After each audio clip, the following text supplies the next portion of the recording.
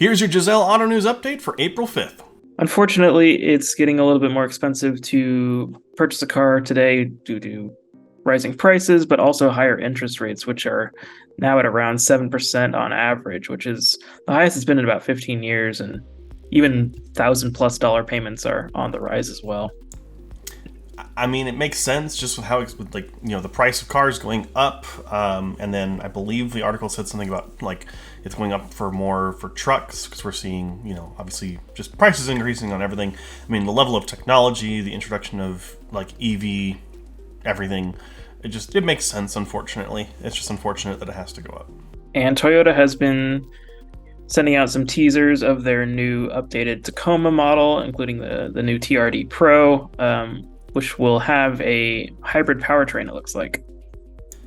Yeah, I mean, I don't know how Toyota didn't have this before. I don't know if they were just waiting for hybrid and EV trucks to become more popular, or if this was something that was always on the way, but looks very exciting.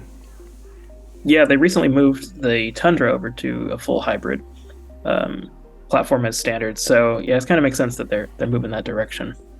And Genesis has unveiled a new GV80 coupe concept, which looks pretty much ready for production, minus maybe some of the lighting effects and things like that. Yeah, you're saying that, but actually the lighting looks really cool. I mean, specifically the headlight design and the tail light design just looks incredibly futuristic, and I'm super down for it. And it also, I mean, the way they took the picture, it almost looks like a Lamborghini. Yeah, especially that interior too, with those kind of sporty bucket seats and the yellow contrast or the orange contrast stitching that they were showing looks really good. Yeah, it looks crazy. And GM has announced that they're going to stop offering Apple CarPlay on all of their future EVs. Right now, it's something that they offer. They have Android Auto and Apple CarPlay, but they're kind of going into the Android automotive space, kind of like Polestar and Volvo have, which will be doing away with Apple CarPlay. And I know that's sure to be kind of annoying for people who own iPhones.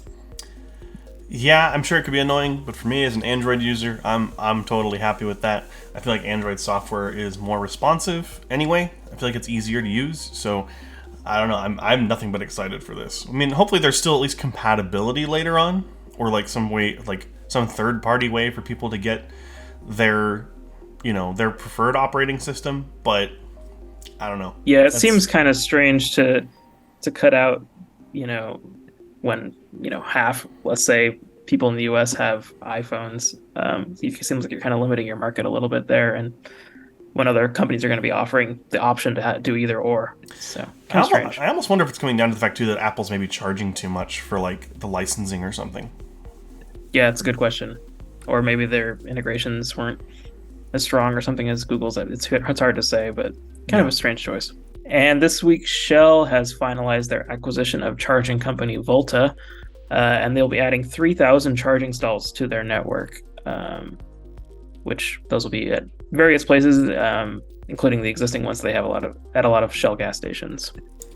That's pretty huge, because I know one of the biggest concerns that a lot of people I know have with EVs is that there aren't enough charging stations to go around, and I'm glad to see that such a giant like Shell is stepping into the space and buying up companies and putting more of them in. That's just nothing but encouraging news to me.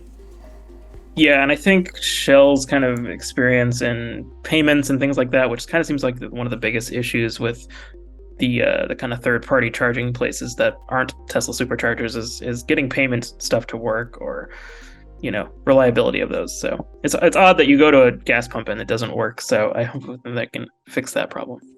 And Ford is raising the price of the F-150 Lightning once again, with the entry-level model now starting at around $62,000, meaning that in just 1 year, the price has gone up about $20,000. That's kind of ridiculous. Because, I don't think I've ever seen something jump up that much. That's a 50% jump in price in 1 year? Yeah, essentially. Nothing's ever done that. Nothing that's ever been in that much demand has ever done that, as far as I know. I could be wrong. But, the PlayStation 5 and Xbox Series X didn't jump up 50% because they were so popular. That doesn't make sense. And Jeep had their annual Easter Jeep Safari, where they showcase a bunch of cool and fun concept vehicles.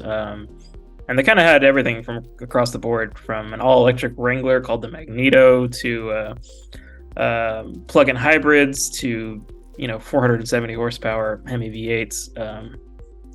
For some pretty cool stuff. Yeah, I was looking at the picture of all the designs kind of out in one field, and there's a couple of them that look super futuristic, which I'm always down for. And then I believe in the back there's one that looks like something out of the 70s, and it's just, I don't know, it's kind of funny that you see all these different designs and different kinds in one picture. So that's exciting stuff. I've always been a fan of Jeep's design, so. Thank you so much for watching. Make sure you like, comment, and subscribe to know when we have new content coming soon, as well as our auto news updates every week, and click on the link down below in the description to see what Jazel can do for you. Have a great rest of the day.